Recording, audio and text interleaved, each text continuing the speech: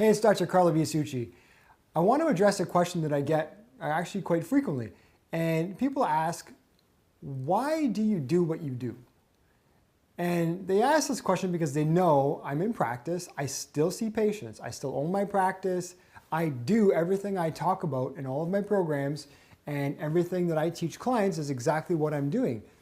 And the question is so why do you do this when you have a successful practice and a family and other things to do and you have hobby and obviously you have friends and so on and so on. So why do you do this? And to answer that question, I have to ask a few.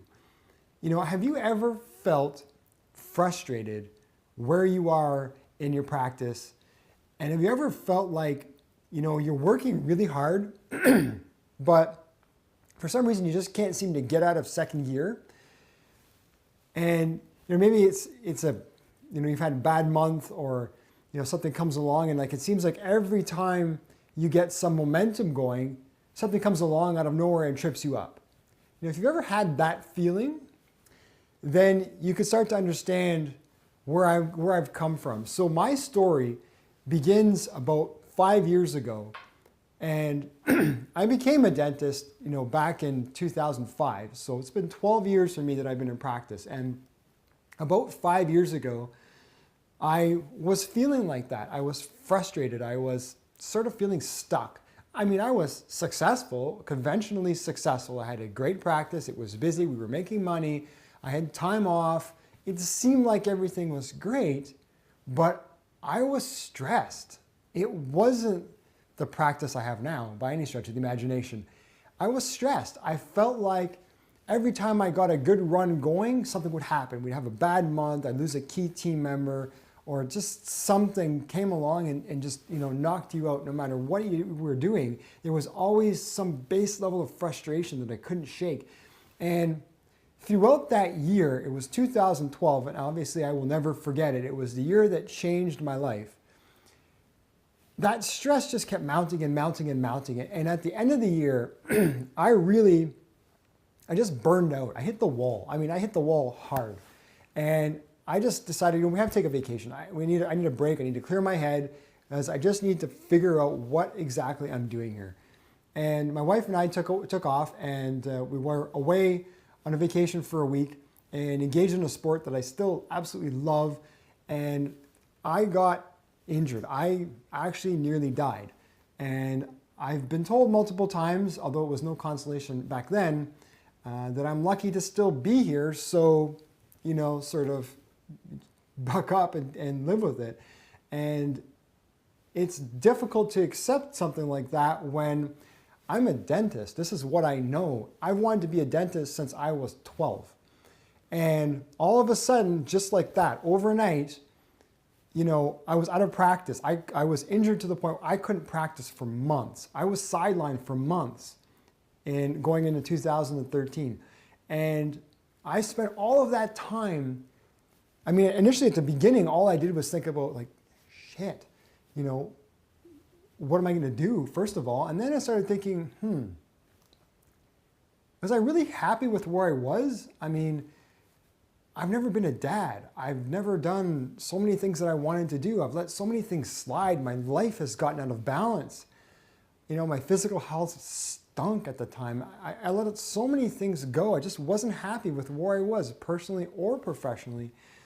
And so during that time, I made this decision that I said to myself and to my wife, I'm going to fix this. One way or another, this is never going to continue the way it did. This stress that built up to this, it's done. I'm done with it. I'm going to fix it now, or I'm going to leave dentistry. And I thought that I was dead serious. And that was my plan.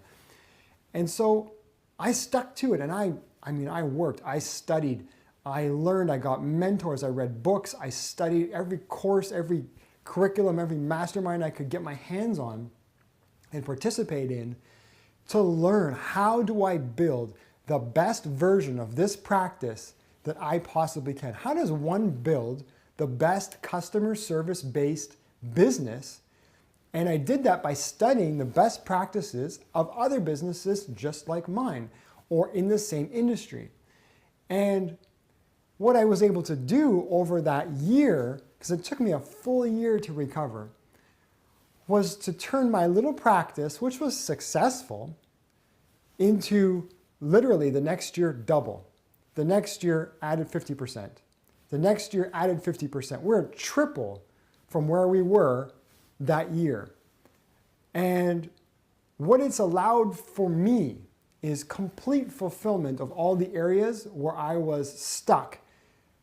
That year that I was stressed out and at the time of my accident, and all of that year where I was hell-bent on changing things and changing my life to be fulfilling and to suit my lifestyle, not for it to consume my life as it had been.